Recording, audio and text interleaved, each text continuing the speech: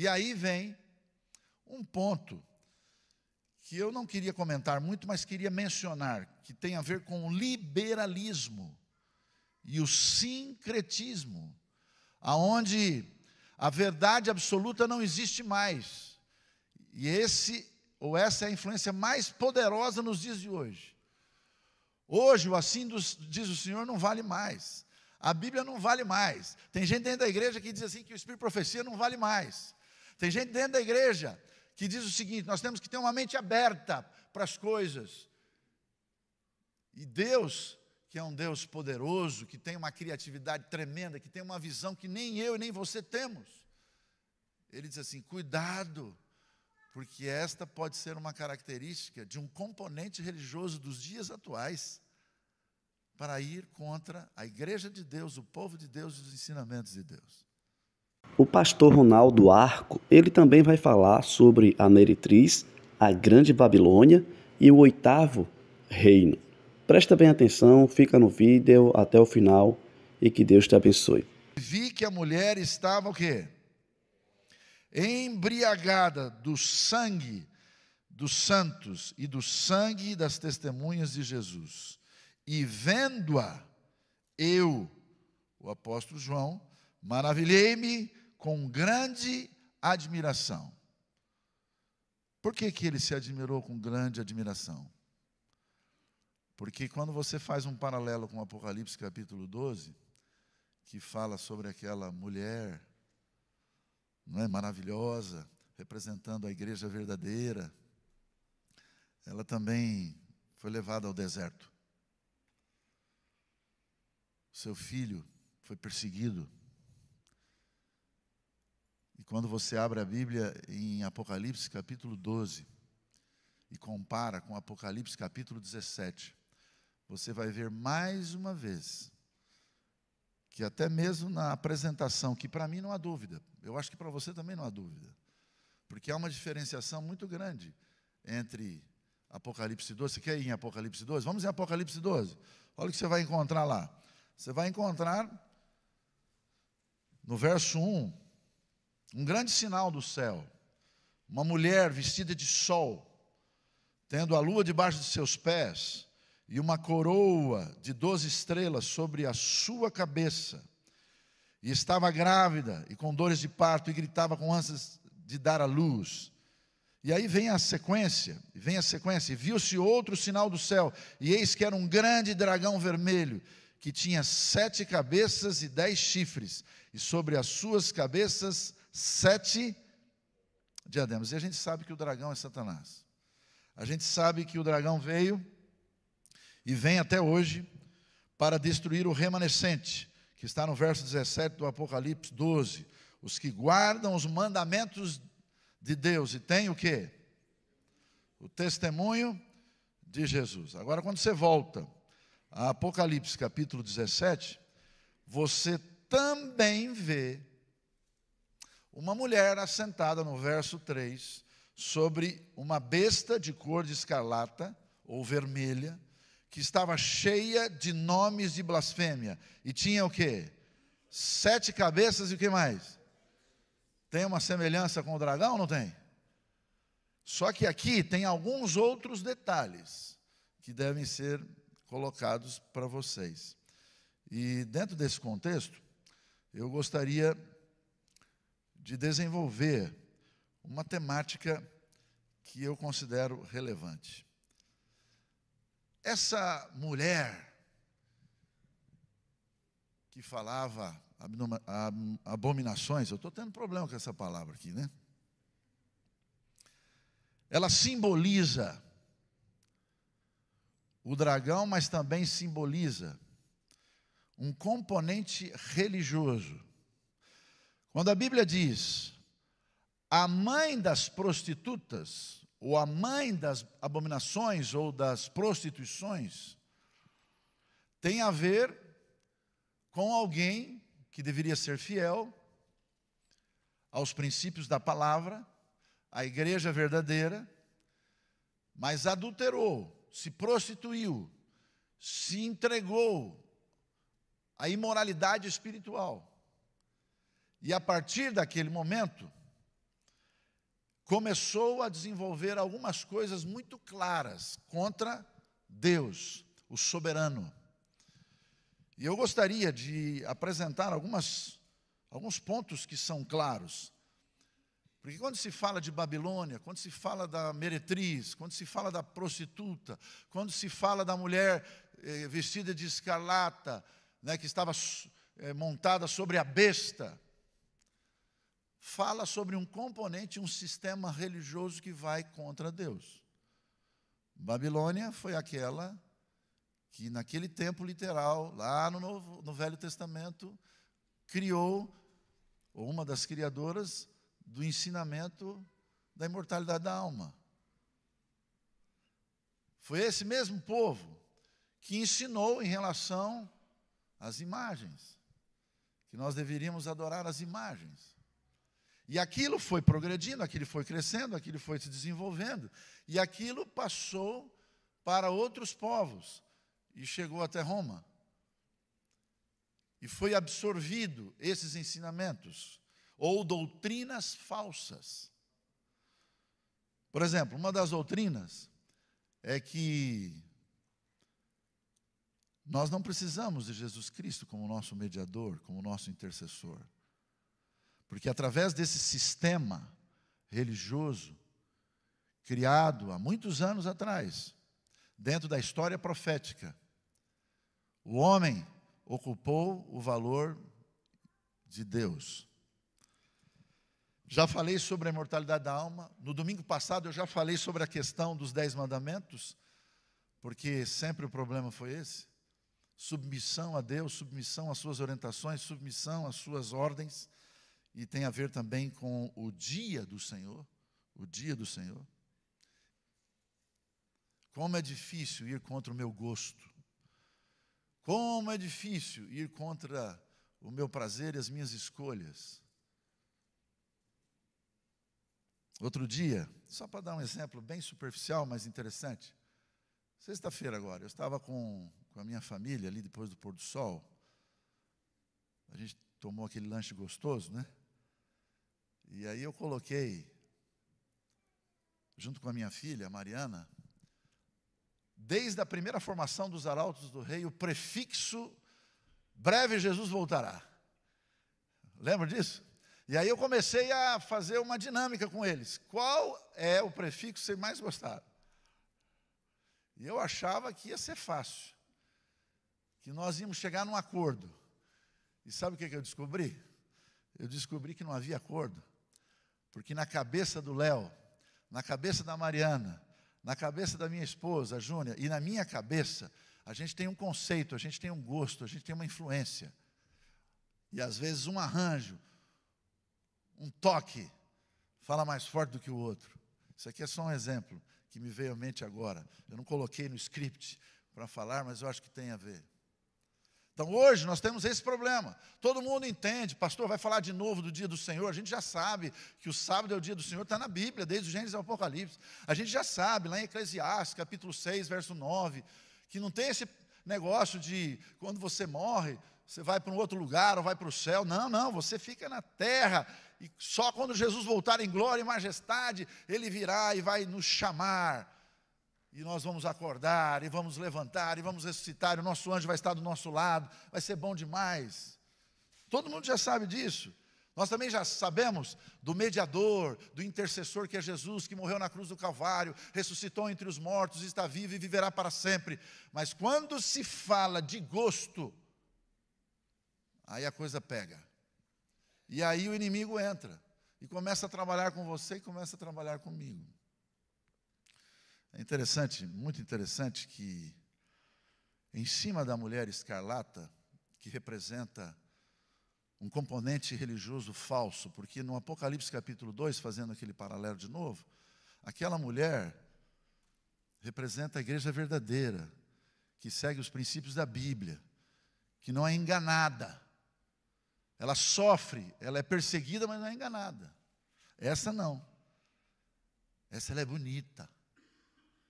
Ela atrai, ela seduz, porque é fácil você entrar. É fácil, você aparentemente recebe muito carinho, recebe muito amor. Mas é como aquelas velhas histórias, quando você menos percebe, você está totalmente envolvido nas garras da destruição. E esse é o ponto. Agora, a besta, que é a grande pergunta desta noite, a besta de escarlata, ela representa e simboliza um componente político. Em outras palavras, o ponto central de Apocalipse capítulo 17 quer dizer a unidade ou a união entre um componente religioso falso e um componente político, que vem, através da história da humanidade, se formando para atacar e destruir, não só Jesus Cristo, o Criador de todas as coisas, mas o seu povo, a sua igreja e os seus filhos. A descrição da meretriz, se você quiser continuar com a Bíblia aberta, em Apocalipse capítulo 17, no verso 1 diz assim: sentada sobre muitas águas. Aqui tem a ver com povos, nações, línguas. Se prostituiu com os reis da terra. Olha a dica aqui, ó. Embebedou os habitantes da terra com falsas doutrinas. Estava também no deserto. Montava, no verso 3, numa besta de escarlate, vestida de púrpura, ouro e pérolas. Na fronte estava escrito Babilônia, no verso 5, a grande, a mãe, embriagada com o sangue dos santos. E aí a gente não pode fugir da realidade. Sabe o que a gente lembra nesse momento? A gente lembra quando no Coliseu Romano, muitos cristãos entravam e vários filmes já foram feitos, vários livros já foram escritos, onde eles eram zombados, escarnecidos e destruídos e esmagados pelos leões e outros animais que tinham.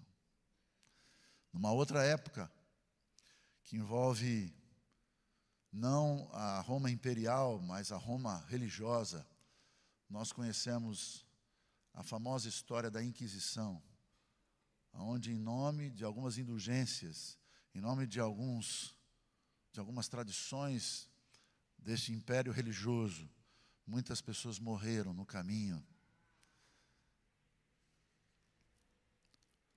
A besta escarlate simboliza Satanás, mas não só Satanás. Há uma grande semelhança, como eu disse, entre a besta do capítulo 17 e o dragão do capítulo 12, símbolo de Satanás. Ambos possuem 7 cabeças e 10 chifres. Apocalipse 12, 3 e Apocalipse 17, 7. Eles possuem a mesma cor, escarlate ou vermelho. E os dois têm uma semelhança. São poderes que se opõem a Cristo Jesus. A palavra de Deus diz que esse poder tem algumas características. E eu queria ler essas características com vocês em Apocalipse 7, no verso 8. Porque diz a Bíblia sobre essa besta de escarlate, no verso 8. A besta que viste foi, olha que interessante, que chato, e já não é, e há de subir do abismo, e irá à perdição. E os que habitam na terra, cujos nomes não estão escritos no livro da vida, desde a fundação do mundo, se admirarão vendo a besta que era e já não é, mas que virá. Quando você fala de Satanás, tem tudo a ver. Porque quando diz assim, a Bíblia era, é influência do inimigo antes da sua destruição. Ou melhor, antes da destruição desta terra. E aí houve 1000 anos. Lembra da história dos 1000 anos? Então ele já não é mais, porque ele não tem influência. E aí depois dos 1000 anos ele volta com toda a força, com toda a garra, junto com os reinos, para destruir. E nesse momento acaba toda a história de um reino, de vários reinos e de Satanás. Verso 10. E são também 7 reis. 5 já caíram, e um existe. E o outro ainda não é vindo. E quando vier, convém que dure um pouco de tempo. Como é que você explica isso aqui? E no verso 11, e a besta que era e já não é ela também o 8º rei. E é dos 7 e vai à perdição. Como é que você explica isso? Não é interessante isso? É bem interessante. Então vamos voltar. Vamos voltar aqui no verso 10. E também 7 reis, 5 já caíram. Dentro dos teólogos há um consenso, tanto da igreja adventista como fora da igreja adventista, que esses 5 reis que já caíram, é que já passaram. Então tem a ver com Egito, tem a ver com a Síria, 2. Tem a ver com Babilônia, 3. Tem a ver com os medos persas, 4. Tem a ver com o quê? Com a Grécia, 5. E dentro da profecia bíblica, todas as vezes que você lê na Bíblia, um profeta, um apóstolo, apresentando a profecia, ele fala da sua época. Então, quando a Bíblia diz assim, 5 já caíram e um existe, quer dizer, esse reino, esse poder era da época de quem? De João. E que poder era esse?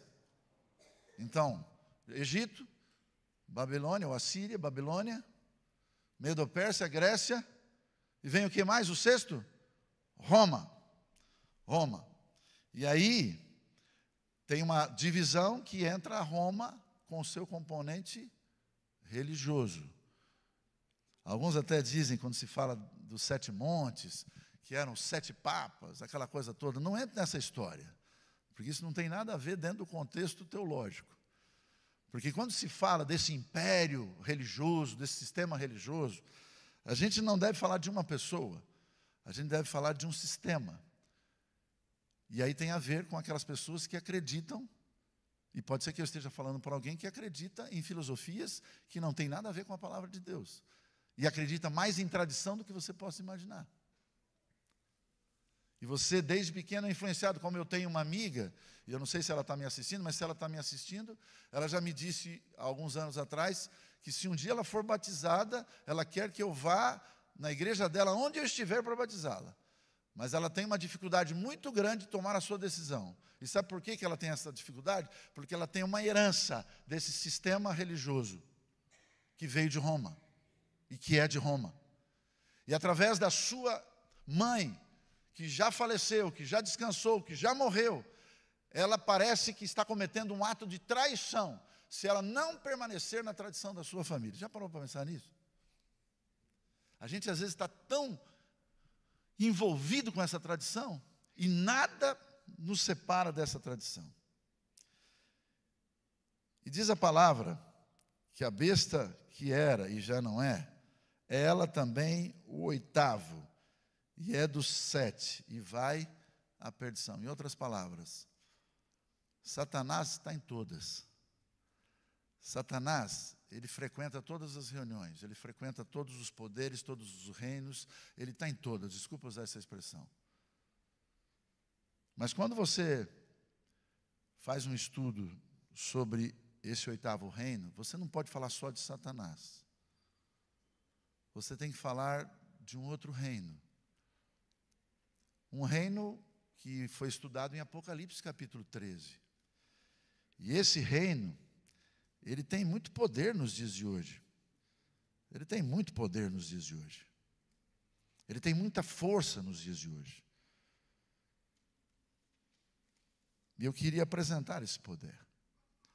Que dentro do paralelismo de Apocalipse capítulo 13 e Apocalipse capítulo 17, a 8ª cabeça é uma proposta que está sendo dada pelos nossos teólogos. Em primeiro lugar, é o inimigo, é Satanás. E pode ser também o poder americano, conforme representado pela besta dos 2 chifres, em Apocalipse capítulo 13, verso 11. Pois é este poder que apoia, no capítulo 13, ou carrega, no capítulo 17, a besta que sai do mar, ou a grande prostituta. Em outras palavras, conforme a história. Muitos reinos, como a França e outros mais, deram suporte, em alguns momentos dessa história, para esse poder religioso. E nos últimos dias, a nação mais forte, mais influente, conforme a profecia, tem a ver com este poder americano, que vem juntamente com Satanás, o seu general, para destruir. Agora, em Apocalipse capítulo 17, verso 14, eu considero extremamente importante ler esse texto. Diz a Bíblia assim: estes poderes, o falso profeta, a igreja apostatada, não é? Porque tem a mãe é o sistema religioso pagão romano, no componente político e religioso, que se unem. E aí, o que vem na sequência? Vem nações que se unem para ter algumas regalias. No fundo é o seguinte: essa religião poderosa, ela usa o Estado, e os poderes políticos usam esse componente religioso. E eles se unem de tal forma que ficam tão fortes que aparentemente são imbatíveis. E a Bíblia diz no verso 14 que estes combaterão contra o Cordeiro, e o Cordeiro os vencerá, porque é o Senhor dos senhores e o Rei dos reis. Vencerão os que estão com ele, chamados e eleitos e fiéis. Em outras palavras, a gente sai daqui desta igreja tendo a certeza de que mesmo estes poderes, como o último poder, como está escrito aqui no verso 16, que representa os 10 chifres, eles vão odiar esta prostituta, eles vão odiar esta meretriz, seja ela mãe de todas ou aquelas que aceitaram o convite da mãe. E vão dizer o seguinte: é um caos que está acontecendo aqui na nossa sociedade, e a causa disso são vocês. E nesse momento haverá guerra entre esses poderes: o falso profeta, a igreja protestante que se desviou dos caminhos do Senhor, e esse grande poder que antecede a volta de nosso Senhor e Salvador Jesus Cristo.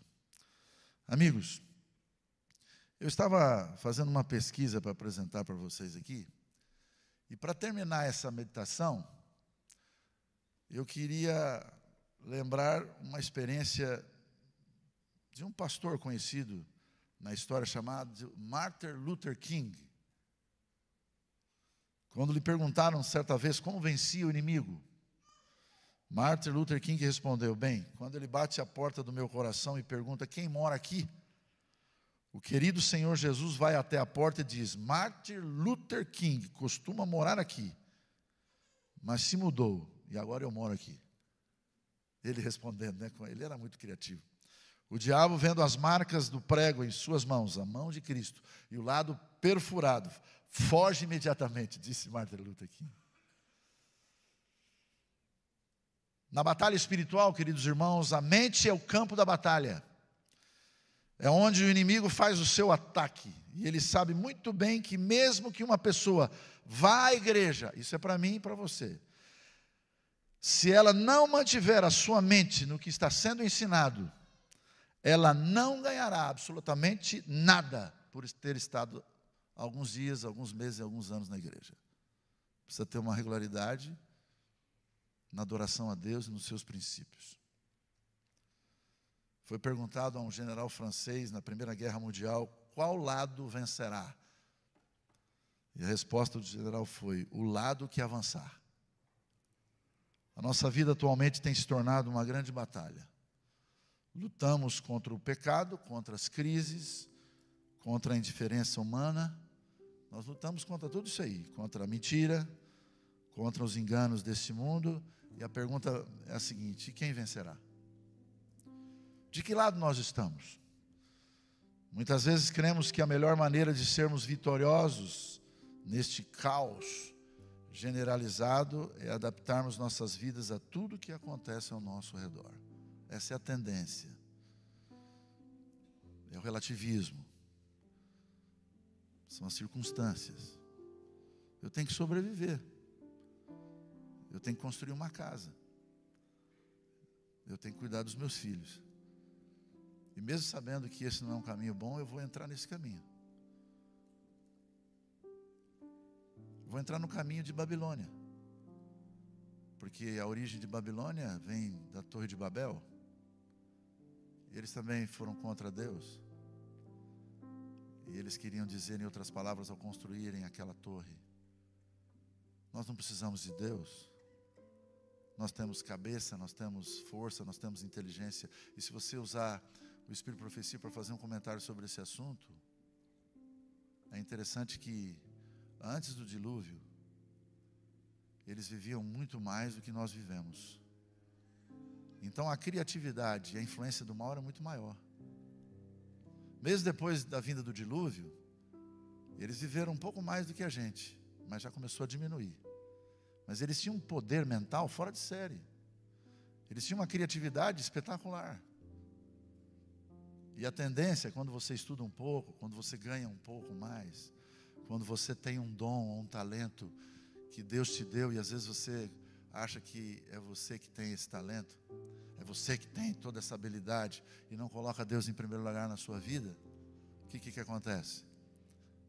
Você vai sendo envolvido por esta influência da mãe, das prostitutas, obviamente que a linguagem aqui é espiritual, do adultério espiritual, das falsas doutrinas, da racionalização. Isso inclusive acontece dentro da igreja.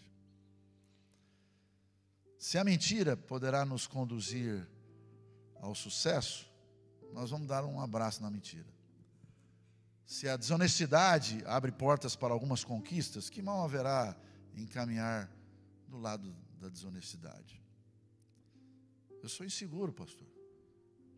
Se as trevas têm se alastrado por todos os lugares, facilmente me adaptarei a elas. Mas será que agindo assim conseguiremos realmente vencer? Assim como quase tudo nesse mundo, a vitória por Ele oferecida para muitos é ilusória. Ela é falsa, alguns pensam, mentirosa. E em vez de alegria pelas conquistas, provavelmente choraremos amargamente por termos caído na armadilha de uma vitória fraudulenta. Porque só existe uma vitória que conduz à felicidade. É a vitória garantida pelo nosso Senhor Jesus Cristo. Vós sois, disse Jesus, mais do que vencedores. Esta é a vitória que eu desejo. Você não gostaria de se ajuntar a mim? A vitória da verdade, do amor, da humildade, da honestidade, da compaixão, do deitar a cabeça do travesseiro ou no travesseiro e dormir em paz.